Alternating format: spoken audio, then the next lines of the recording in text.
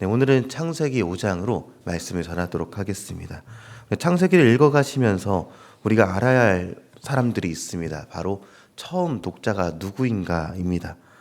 이 처음 독자라 하면요, 이 처음에 창세기가 기록되어지고 이것을 처음 읽는 사람이 누구인가라는 것이죠. 이때는 출애굽 당시에 하나님이 모세를 통해 광야에서 살아가는 이스라엘 사람들에게 주신 책이 바로 이 창세기입니다. 그들은 스스로가 누구인지, 왜 이 광야를 살아가야 하는지 스스로 모르는 사람들이었습니다. 그런데 창세기를 통해서 하나님의 약속, 이 계보 안에 있는 사람이라는 것을 깨닫게 되었고, 말씀을 믿는 자는 더 이상 광야에서의 삶이 괴로운 삶이 아니라 약속을 신뢰하는 삶으로 변화되게 되었다. 이것을 믿으면서 가게 되었다는 것이죠. 현대를 살아가는 그리스도인들도 사실은 마찬가지입니다. 우리는 광야 같은 세상을 살아가죠. 그러나 창세기를 통해서 우리가 누구인지를 알려주시는 하나님의 말씀을 듣게 될 때, 그리고 믿고 따르게 될 때, 광야 같은 세상은요, 더 이상 두려움이 아니라 주님께서 계속해서 이끌어 가시는 기쁨과 기대감으로 바뀌게 된다는 것입니다. 그 창세기 중에 오늘 본문은요, 계보에 대한 이야기를 다루고 있습니다. 우리가 창세기를 읽어가다 보면 가장 처음 막히는 부분이 바로 이 계보인데요. 누가 누구를 낳고 누가 낳더라, 이런 내용들을 다루고 있습니다. 그런데 성경은요, 이를 아주 중요하게 여기고 있습니다. 하나님의 약속이 누구에게 전달되고 있는가를 보여주고 있는 것이죠. 그리고 그 약속은 계속되고 있다, 안심하라라고 위로를 전해주고 있는 것입니다. 그리고 그 위로의 시작으로 오늘 본문 3절에서는요, 그들의 후손이 아담을 닮았다, 이렇게 시작하면서 기록하고 있습니다. 사람은요, 하나님의 형상으로 지음을 받았습니다. 당장 1절만 봐도 하나님이 자기 형상으로 사람을 창조하셨다라고 기록하고 있죠. 하나님의 형상으로 지음받은 아담은요, 하나님을 원본 삼아서 찍어낸 모양입니다. 하나님이 하나님의 말씀으로 세상을 다스리면서, 그리고 아담에게 청지기 역할을 주면서 살아가게 하셨고, 그 아담이 하나님 말씀대로 살아가게 될 때 모든 만물은요, 아담의 모습을 보면서 하나님을 떠올리는 것이 하나님의 형상이고, 하나님을 찬양할 수밖에 없는 것이 바로 이 하나님의 형상의 모습인 것이죠. 그리고 그런 세상에 죄가 들어왔습니다. 아담과 하와는요, 하나님의 모습을 담게 창조된 데 반면에 아담의 자손들은요, 3절 말씀을 보니까 아담의 모습을 담게 태어났다라고 기록합니다. 3절 말씀을 같이 한번 읽어보겠습니다. 아담은 130세에 자기의 모양, 곧 자기의 형상과 같은 아들을 낳아 이름을 셋이라 하였고, 아멘. 네, 아담과 하와는요, 하나님의 형상으로 창조되었고요, 아담의 자손들은요, 아담의 형상과 같은 아들을 낳았다라고 합니다. 그럼 하나님의 형상과 아담의 형상에 어떤 차이가 있겠습니까? 먼저 하나님의 형상은요, 아담의 범죄하기 이전에 완전했던 모습들을 말하고 있죠. 그런데 죄가 세상에 들어왔습니다. 그리고 하나님이 보시기에 좋았더라 했던 그 세상은요, 이제 망가진 모습으로 변해버렸습니다. 죄에 의해서 파괴되었고 변형이 되었다는 것이죠.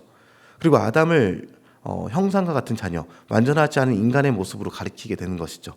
이제 하나님과 사람 사이에 죄가 가로막고 있어서 하나님의 형상을 드러내지 못하게 되어서 이제는 아담의 형상으로 자녀들이 나아서 살아가게 되었습니다. 타이틀이 변형이 된 것이죠. 2000년 전 예수님이 십자가에서 죄를 해결하시기 전까지 새로운 약속 안에 사람들이 들어오기 전에는요, 하나님의 형상인 사람들이 될 수 있는 방법이 없었습니다. 사람 안에는 의가 없어서 예수님을 통해서만 칭의를 받을 수 있기 때문에 어떤 사람도 하나님의 형상을 나타낼 수가 없었던 것이죠. 그러나 우리 그리스도인들은요, 예수님을 통해서 하나님의 형상을 회복한 사람들입니다. 만물이, 모든 사람들이요, 우리를 바라보면요, 하나님의 모습을 떠올릴 수 있어야 합니다. 그리고 또 한 가지가 있습니다. 하나님께서는요, 사람이 선악과를 먹을 때 반드시 죽는다라고 말씀하셨습니다. 이후 죄가 세상에 들어왔고 언약에 깨진 상태에 놓여 있었던 만물은요, 죽음을 향해 에너지를 소비하게 되었다는 것이죠. 충전기가 빠져버린 스마트폰처럼 죽음을 향해 계속해서 가고 있는 것입니다. 오늘 본문에서는요, 이들의 계보와 함께 수명을 나타내 주면서 오래도록 살던 이들이 천천히 수명이 줄어가고 있다는 것을 보게 됩니다. 그래서 이 본문에서 아담의 계보를 소개하면서 죽었더라라는 말을 8차례 반복해서 이야기하고 있는 것이죠. 이것은 인간이 태어나면 반드시 죽게 되었다라는 것을, 죄로 인해서 죽음이 세상에 들어왔다라는 것을 강조하는 표현이 되었습니다. 본문을 같이 읽어보셔서 아시겠지만 아담 이후의 모든 후손들의 삶은요, 세 단어로 표현이 되고 있습니다. 낳고 살고 죽었더라. 아담, 셋, 에노스, 게나, 마할랄레, 야렛, 에녹, 무드셀라, 라멕, 노아, 이 10명의 이름이 기록되어 있는데 죽음을 보지 않고 하늘로 올리는 사람 에녹을 제외하면요, 모든 사람들의 삶이 이 세 단어로 설명이 된다는 것이죠. 이 사람들은 자녀를 낳고 살다가 죽은 사람들입니다. 사람이 대단한 일을 하는 것 같지만 결국 이 세 단어로 압축된다는 것이죠. 천년이 하루 같은 하나님의 시각에서 본다면요, 인간의 일생은 그냥 잠시 있다가 사라져버리는 연기와 같을 것입니다. 그리고 여기 언급된 9명의 사람들과 동시대에 살았던 모든 사람들은요, 모두 잠시 있다가 사라져버렸습니다. 인류의 시조인 아담은요 930세를 향수하고 죽었다라고 얘기하고, 무두슬라는 969세로 성경의 인물 가운데 가장 오래 살았지만 그도 역시 죽었습니다. 그리고 오늘날 우리도 죽게 되어 있습니다. 죽음은 그 시간이 길고 짧을만 있을 뿐이고 누구에게나 다 찾아오는 것으로 아담의 범죄 이후에 인류가 짊어져야만 한 하나님의 징계가 되었다는 것이죠. 이유는 로마서 6장 23절에 기록된 대로 죄의 삭은 사망이기 때문에 그렇습니다. 그런데 오늘 말씀 서두에 이 계보를 통해서 위로를 얻게 된다고 말씀드렸습니다. 그런데 지금 죽음 이야기만 계속해왔죠. 어디에서 위로를 받게 될까요? 성경의 히브리어 톨로도시라고 말하는 이 계보, 우리말로 이 계보가 자연스럽게 쫓아가고 있는 인물이 누구인가입니다. 바로 마지막 부분에 노아를 쫓아가고 있습니다. 한 사람의 죄로 말미암아서 망가진 세상이요, 한 사람의 의인으로 인해서 구원받게 될 스토리를 설명하고 있는 것이죠. 성경의 계보는요 히브리어로 톨로도시라고 하는데, 이 톨로도스 단순히 족보만을 얘기하는 것이 아니라 하나님의 이야기가 어떻게 진행되고 있는가를 우리에게 알려주는 단어가 톨르돗, 이 계보라는 단어입니다. 망가진 세상을 다시 회복시켜 주시는 하나님의 거대한 그림이요, 그리고 하나님의 신실한 약속이 노아를 통해서 사람을 구원하시는 것을 보게 하면서 우리에게 위로와 소망을 주시는 것이죠. 이 계보를 통해서 출애굽해서 광야를 살아가는 이스라엘 백성들에게 전달이 되어지게 되고요, 이 세상을 지금 살아가는 있는 우리 그리스도인들에게도 그대로 전달이 됩니다. 이 위로의 내용은 이렇습니다. 죄에 빠진 인간은 누구나 다 죽습니다. 그러하게 인간들은 날마다 죽음을 대비하는 삶을 살아야 한다는 것이죠.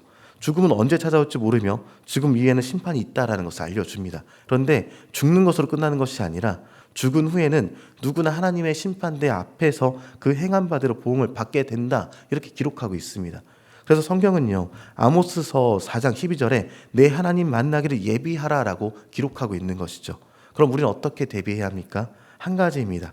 회개하고 우리를 구원하신 예수님을, 십자가에 달리시고 다시 사신 예수님을 믿고 따르는 삶을 사는 것입니다.